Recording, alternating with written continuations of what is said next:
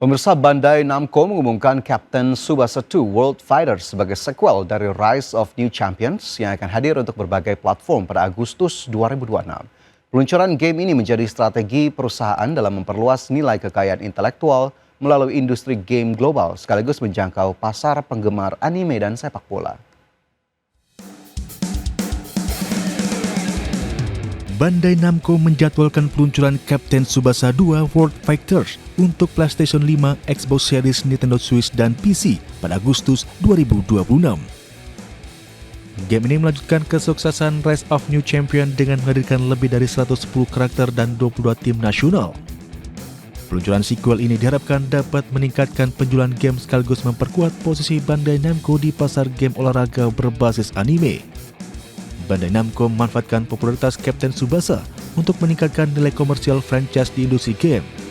Strategi ini memperpanjang siklus bisnis merek melalui penjualan game, lisensi, dan konten digital berbasis karakter ikonik. Pengembangan IP melalui berbagai produk dinilai lebih efektif dalam menciptakan sumber pendapatan yang berkelanjutan. Pengembang menambahkan sistem pertandingan yang lebih taktis untuk meningkatkan pengalaman bermain para pengguna. Inovasi gameplay menjadi faktor penting dalam menjaga daya saing produk di pasar game olahraga global.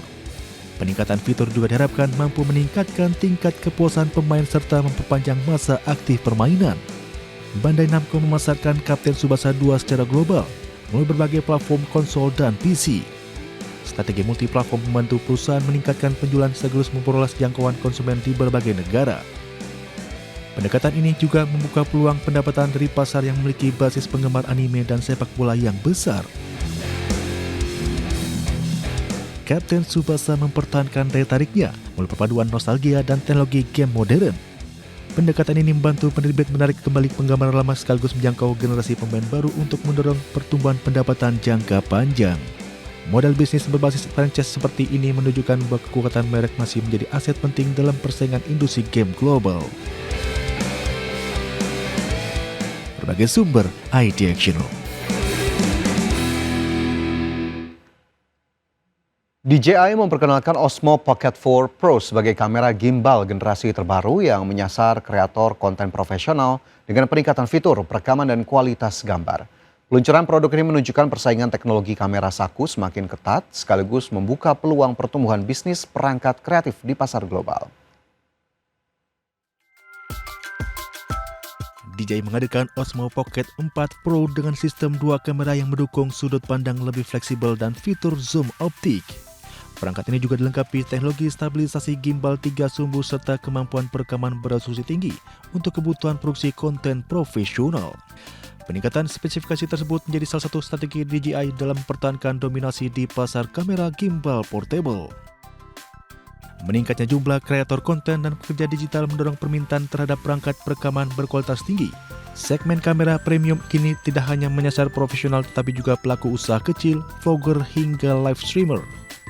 Tren ekonomi kreator menjadi salah satu sumber pertumbuhan penjualan perangkat teknologi dalam beberapa tahun terakhir. DJI mengembangkan teknologi pelacakan subjek berbasis kecerdasan buatan untuk meningkatkan kualitas hasil video.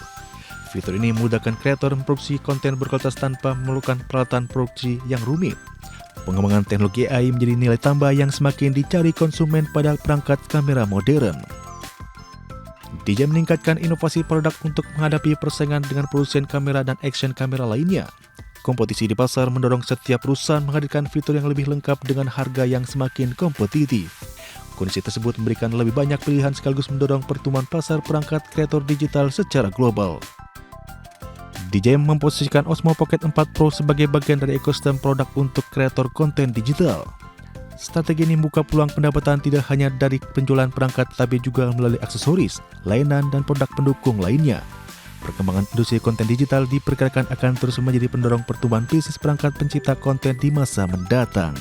Berbagai sumber untuk ID Action.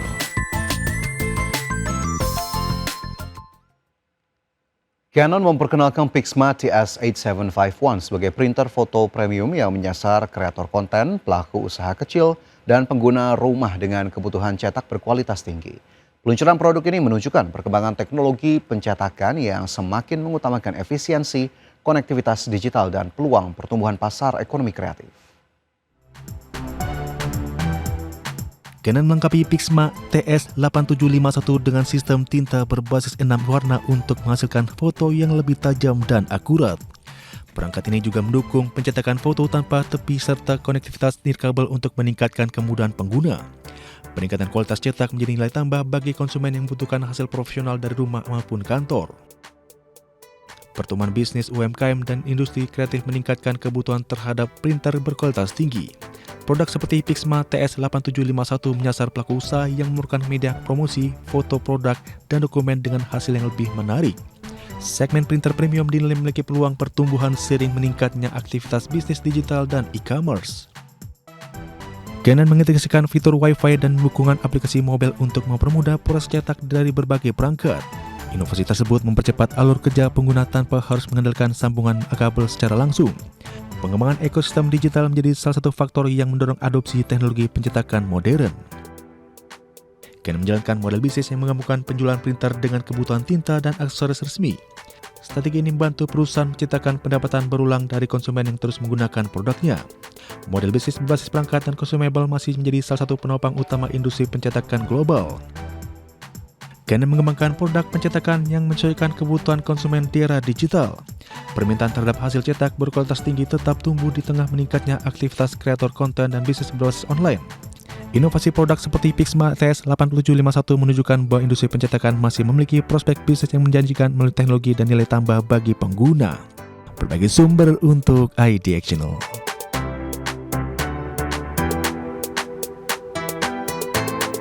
Menteri Koordinator Bidang Perekonomian Erlangga Hartarto mengatakan pemerintah memastikan kenaikan suku bunga acuan Bank Indonesia tidak akan berdampak pada bunga kredit usaha rakyat.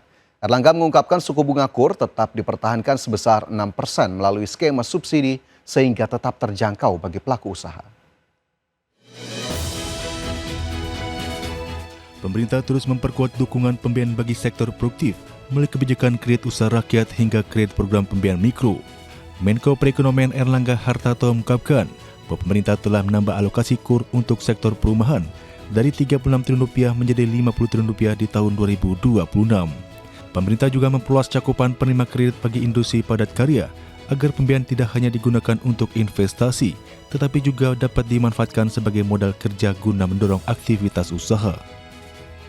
Pemerintah berharap perluasan akses pembiayaan tersebut dapat dimanfaatkan lebih luas oleh pelaku usaha, sehingga mampu meningkatkan produktivitas dan menyerap lebih banyak tenaga kerja. Di sisi lain, pemerintah juga tengah menyiapkan implementasi penurunan suku bunga pinjaman program Membina Ekonomi Keluarga Sejahtera atau PNM Mekar menjadi 8% dari sebelumnya 18%. Syaratannya kan itu plafonnya 15 juta, syaratnya satu yang mutlak, hanya untuk ibu-ibu. Untuk target realisasinya kapan, Pak? Realisasi segera, kita lagi nunggu PMK, peraturan dari Menteri Keuangan. Erlangga memastikan kriteria penerima program Mekar tidak berubah dengan plafon pinjaman tetap 15 juta bagi pengusaha perempuan. Pemerintah mengalokasikan subsidi bunga sekitar Rp18 triliun hingga Rp25 triliun agar lebih banyak nasabah dapat mengakses pembiayaan dan secara bertahap naik kelas menjadi penerima KUR. Dari Jakarta, Raharjo Patmo, Tim Liputan IDXchannel. Kementerian Usaha Mikro, Kecil dan Menengah melaporkan realisasi penyaluran kredit usaha rakyat per 24 Juni 2026 sudah mencapai Rp143,27 triliun. Penyaluran KUR sepanjang 2026 akan difokuskan pada sektor usaha produksi untuk meningkatkan kualitas penyaluran dan penciptaan lapangan kerja baru. Kementerian Usaha Mikro, Kecil dan Menengah melaporkan realisasi penyaluran kredit usaha rakyat per 24 Juni 2026 sudah mencapai Rp143,27 triliun. Angka ini setara dengan 49,3% dari target penyaluran sepanjang tahun 2026 yang ditetapkan sebesar Rp279 triliun. Adapun total penyaluran KUR untuk usaha mikro mencapai Rp103,75 triliun dengan jumlah debitur sebanyak 2,08 juta entitas. Kemudian untuk penyaluran KUR pada usaha kecil sudah mencapai Rp39,34 triliun dengan jumlah debitur sebanyak 159.804 entitas. Lebih lanjut untuk realisasi penyaluran KUR pada usaha khusus sebesar Rp35,68 miliar dengan jumlah debitur sebanyak 85 entitas. Dan terakhir untuk penyaluran kepada usaha super mikro Rp136,47 miliar dengan jumlah debitur 15.061 entitas. Dalam pelaksananya, penyaluran kurs sepanjang tahun 2026 ini akan difokuskan pada sektor usaha produksi. Hal ini bertujuan untuk meningkatkan kualitas penyaluran dan penciptaan lapangan kerja baru. Tim Liputan IDX Channel.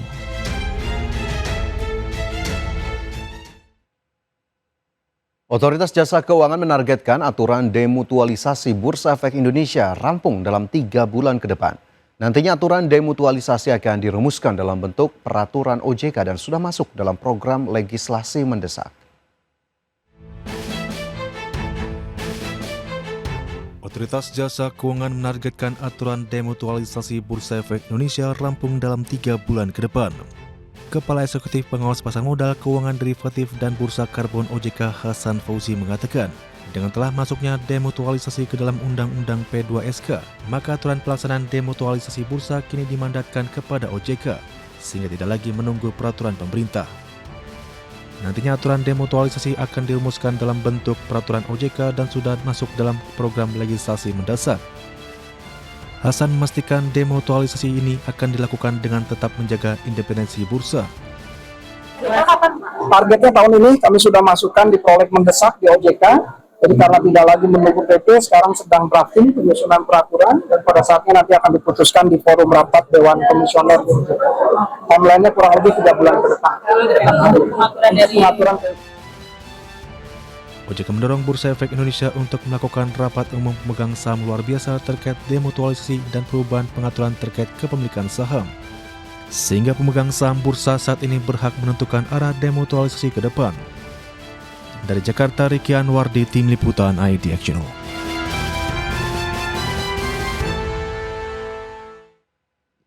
Pemirsa, Direktur Utama Bursa Efek Indonesia Jeffrey Hendrik memastikan agenda transformasi pasar modal terus berjalan menjelang Market Classification Review MSCI pada November 2026. Bursa Efek Indonesia akan menjalankan 4 agenda transformasi pasar modal secara konsisten.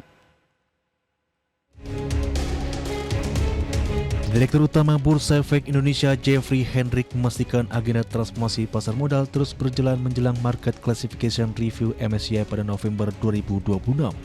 Jeffrey menegaskan Bursa Efek Indonesia akan menjalankan 4 agenda transformasi pasar modal secara konsisten, yakni penyediaan data kepemilikan saham perusahaan tercatat di atas 1% kepada publik, implementasi pengumuman High Shareholding Concentration, penguatan granularitas klasifikasi investor dalam data kepemilikan saham KSI menjadi 39 kategori, serta peningkatan batas minimum free float menjadi 15% merevisi peraturan BI nomor 1A.